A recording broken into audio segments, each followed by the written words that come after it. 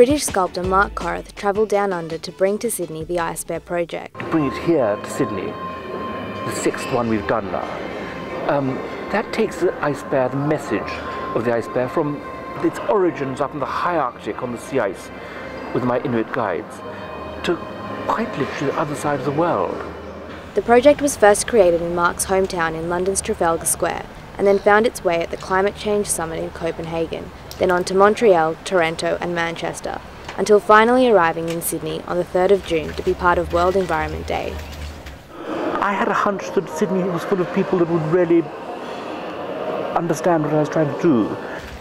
Following a trip to the Arctic in 2010, Mark witnessed firsthand the fragility of the Arctic, and as a result the threat to the polar bears living there due to climate change.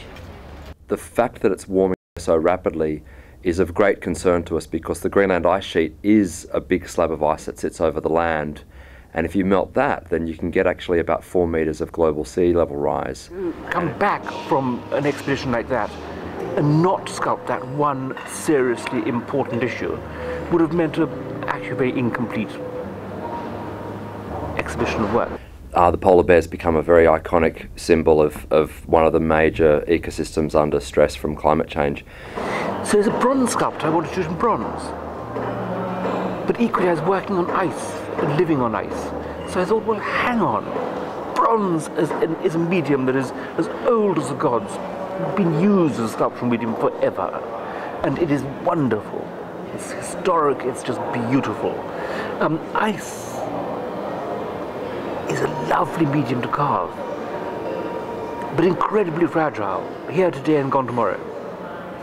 And so combine the two fairly incompatible mediums could make an interesting thing. The public were invited to touch the bear for a $2 donation, with the proceeds going to the partner charities Australian Youth Climate Coalition, 1 Million Women and World Wildlife Fund, WWF. Each person's touch would help the bear to melt, a metaphor reflecting the human impact on the environment. The Ice Bear really is sculpted, once I've left it, it's sculpted by nature and people. And the more people that come and touch it, we had people licking it, hugging it, we had dogs cocking their legs on it. And this is all natural, this is the mankind. Bit by bit, the ice melts away. We're here purposely to see the bear. We've been following it on Facebook and following it around the world, and we came here specifically today to watch it be carved and to touch it. I think this is very effective because kids are drawn to it, so they learn at an early age that protecting our environment is important. It's going to be a bit in your face for some people, but I think it's good.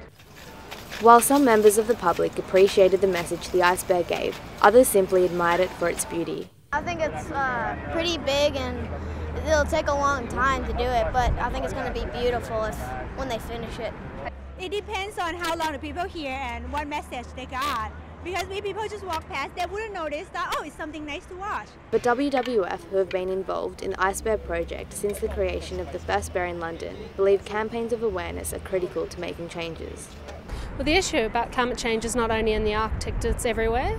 If we don't put a price on pollution in Australia, we won't contribute to reducing our fair share of the world's emissions.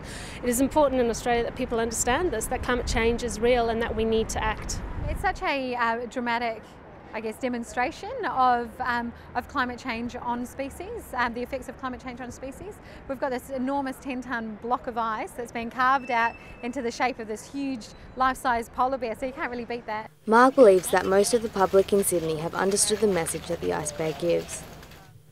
I'm so delighted how Ice Bear has been received in Sydney and how it's melted. It's just been speaking to people in such a powerful way. Touch this bear, you touch the Arctic, you touch the problem, and hopefully you become part of the solution to the problem.